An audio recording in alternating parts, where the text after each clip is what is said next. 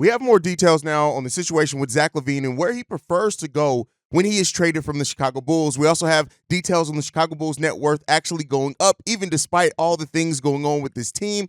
And the criteria for making the Ring of Honor the Chicago Bulls just announced was released. We're going to talk about all that, plus preview the game against the Miami Heat going down tonight. All that and more right after this. You are now tuned in to Chicago Bulls Central, your number one place for all Chicago Bulls news and content.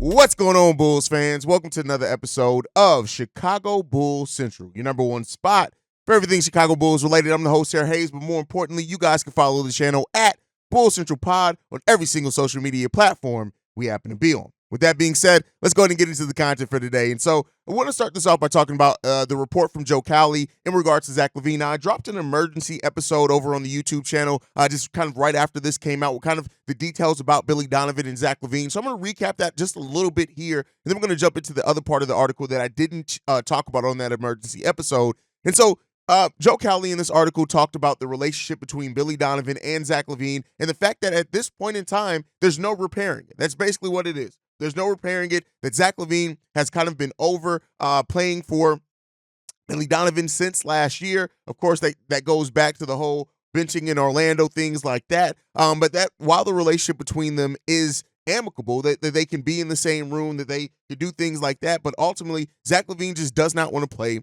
for head coach Billy Donovan anymore. And that's a big part of the discontent with the Chicago Bulls team, is the fact that he just doesn't want to play for Billy Donovan. He's over Billy Donovan, whatever that reason is, even though we kind of know where it comes down to it, but that's on Zach, right? At the end of the day, that's on Zach. It seems like everything is kind of mostly on Zach's end as well, as far as that broken relationship. And so that's pointing towards that Billy Donovan maybe even had tried to repair that.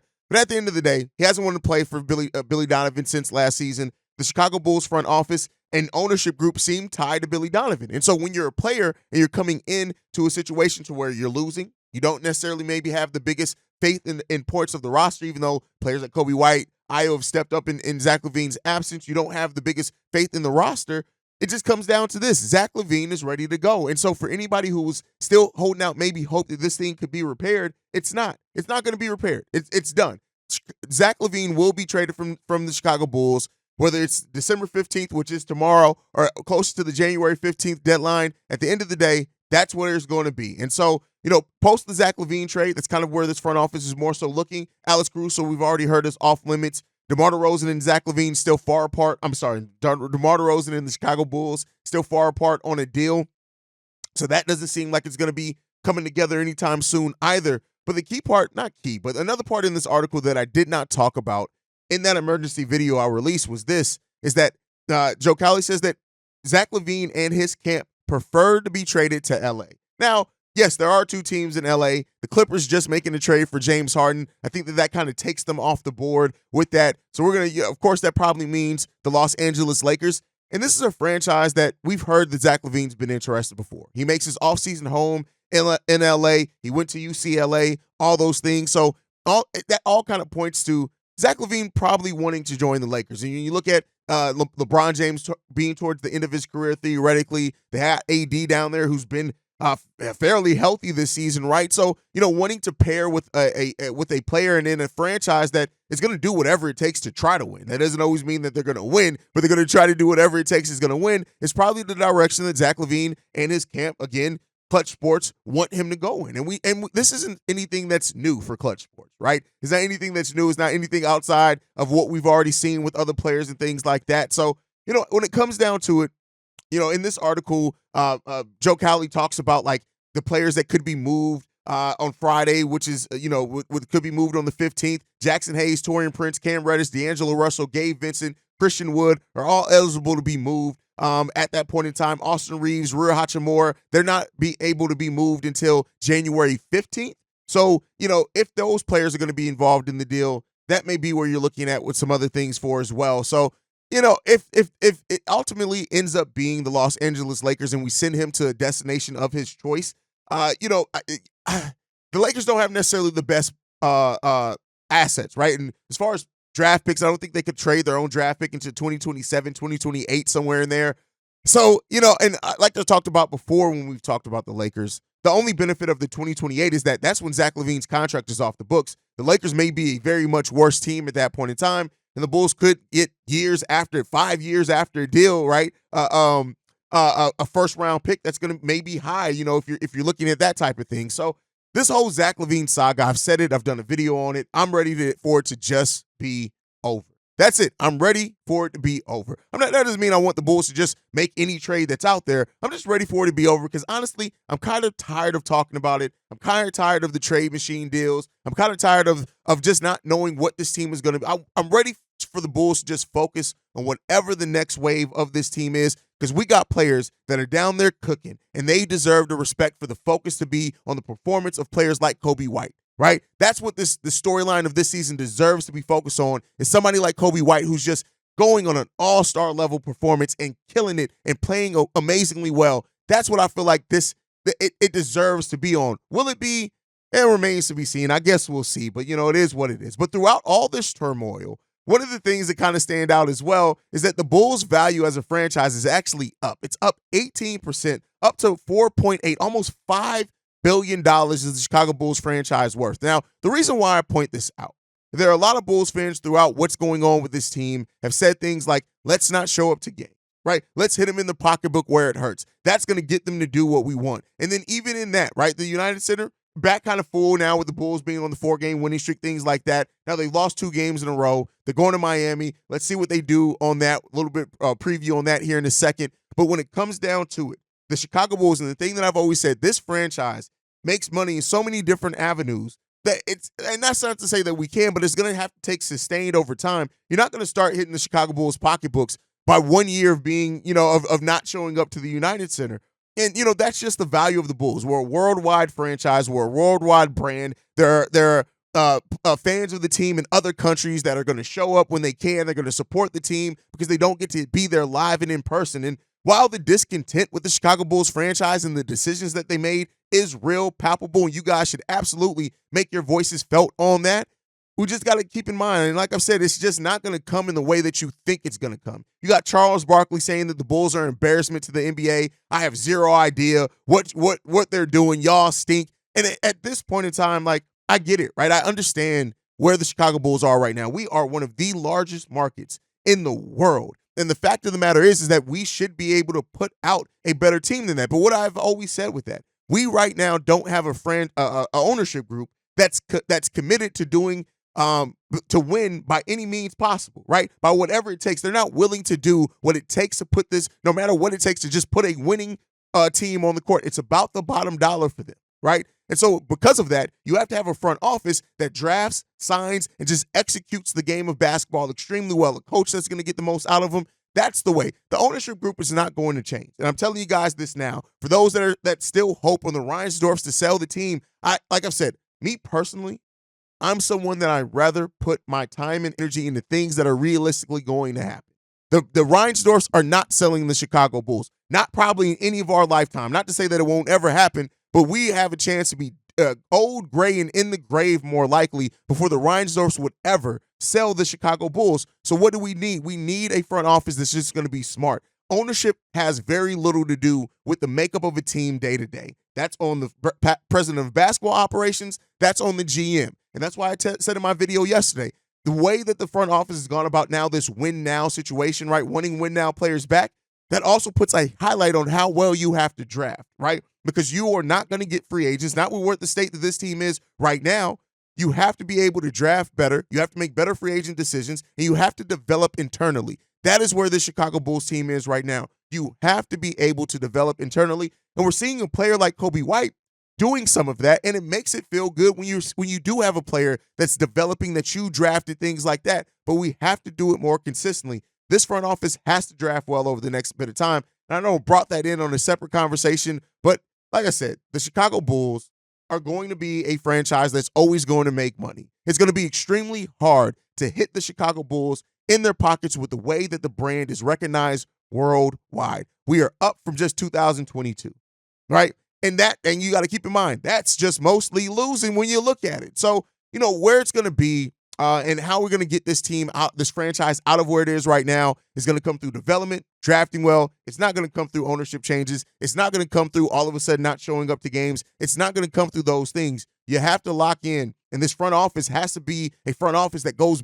better about their business for us to dig ourselves out of this hole. Now, one thing I want to talk about, too, before we get into the game against the Miami Heat, is that the Bulls announced the Ring of Honor. And one of the things that a lot of people were asking, what about Joe? What about Derek? Derek should have been on here. And even though in the video in which we talked about it, I said, hey, they're going to save something. You're not going to throw everybody that can be in there all right away. But now we have the exact criteria that the Bulls are looking for to qualify for the Ring of Honor. So the criteria to be honored is this. The player have to spend at least 3 seasons with the Bulls and retired from the NBA for at least 3 seasons, making significant contributions to team success and are holding franchise records that have been held up over time. Staff honorees must have significant contributions made to the franchise. Additionally, all honorees must have demonstrated high character and integrity both on and off the court throughout their playing career and retirement. Beyond a halftime, they're going to also have a halftime presentation on January 12th, and then they'll hold a private gala at the United Center January 11th, honoring the inductees, and there will be an exhibit in the United Center January 10th through 12th, and also a website launch for the Ring of Honor. So there you guys go on that, on how you're going to, so now we know those details. And here's what I'll say, for now, the people that are asking about Derrick Rose, you now know. You got at least 3 years after he retires before you can get in. Now, Joakim Noah would technically qualify for that already, so there you go on the Joe part of it. But I think they're going to wait to enshrine Joakim Noah and Derrick Rose together because just what they meant to that team and how they're still friendly as well. So that's probably something to look out for. You're probably not going to get that anytime soon. But hey, I just wanted to release that so you guys knew the criteria of what that was because a lot of people were asking. Now, the Bulls have a game tonight against the Miami Heat. And this is a team that the Chicago Bulls have matched up pretty well against. We're going to play them. The next 2 games are against them, both Thursday and Saturday. And so the Bulls have to lock in. And that's just what it comes down to. The Bulls have to be able to lock in to be able to win this game against the Miami Heat. The Miami Heat right now, the 6th team in the Eastern Conference. We're the 12th ranked team. They have a record of 14-10. This is a team that is playing solidly on both sides of the ball. Now, they have their issues. They're not, by any stretch of the imagination, a perfect team. But the Bulls are going to have to be locked in a way, in a manner that they get back to playing with that heart. We don't know what's going on exactly with Alex Caruso yet. We'll see that closer to game time, so be locked in for the pregame show to see what's going to happen with that. But the Miami Heat are a team that's beatable, right? To beat the Miami Heat, you got to do a couple of things. You have to play solid defense. You have to rebound the ball well on both sides of the ball. You have to shoot the ball effectively and efficiently, and you're going to have to find a way to get Nikola Vucevic going against Bam Adebayo. You're going to have to do that. Limit their shooters. Do not let their 3-point shooters completely go off on you because that is usually how the Miami Heat kill us. They have a team that is death by 1,000 cuts with their offense, and it completely kills the Chicago Bulls, right? The Miami Heat are the 24th ranked offense in the league. So again, the Bulls defense can step up. And we've talked about how over this stretch of games, how the Chicago Bulls offense itself has been playing. And you got to look out for that as well. You cannot come into the Miami playing lackadaisical and expect yourself to walk out a win because they are the 9th ranked defense in the league. While their offense isn't anything amazing, having a top 10 defense in the league does matter, and it puts yourself in a situation where even if your offense isn't necessarily the best, you're able to do some other things. So that's how you have to look at it when it comes to this game against the Miami Heat. Don't allow Jimmy Butler to go off on you, which he did start doing down the stretch of the last game that we played against them. The Bulls have to lock in on this one. We're going to need Kobe White to be Kobe White. We're going to need Vooch to be Vooch, and we're going to need a third player to step up, and hopefully that's DeMar DeRozan. Or if it's Kobe and DeMar that's going off, let's say Bam does shut down Nikola Vucevic and he can't get off.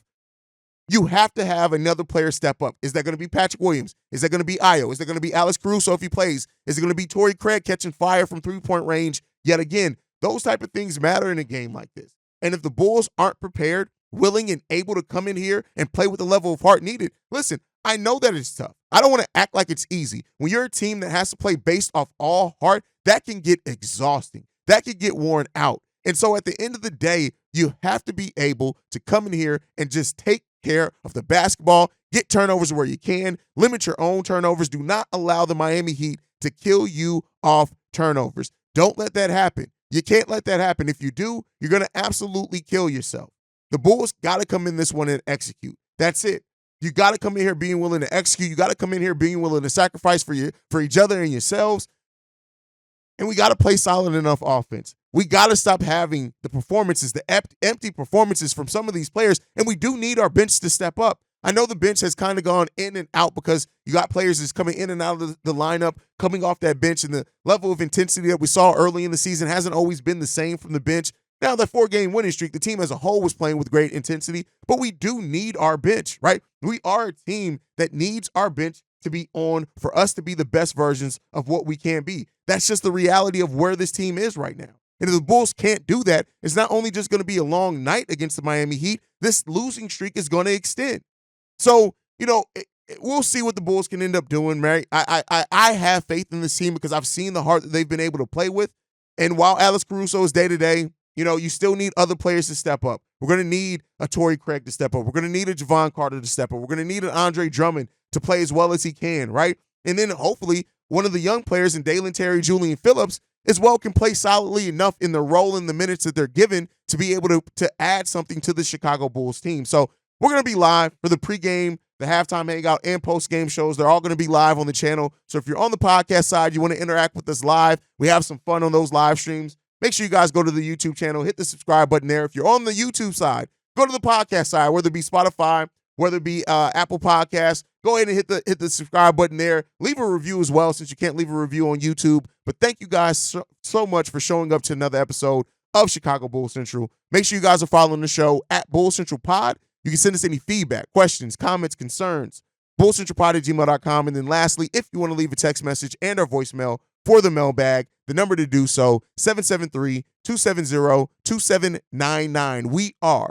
the number one spot for everything Chicago Bulls related, thanks to you guys. And like we like to end every episode on, go Bulls. Love you guys. See you right if you can, y'all. Peace. This has been a presentation of the Break Media.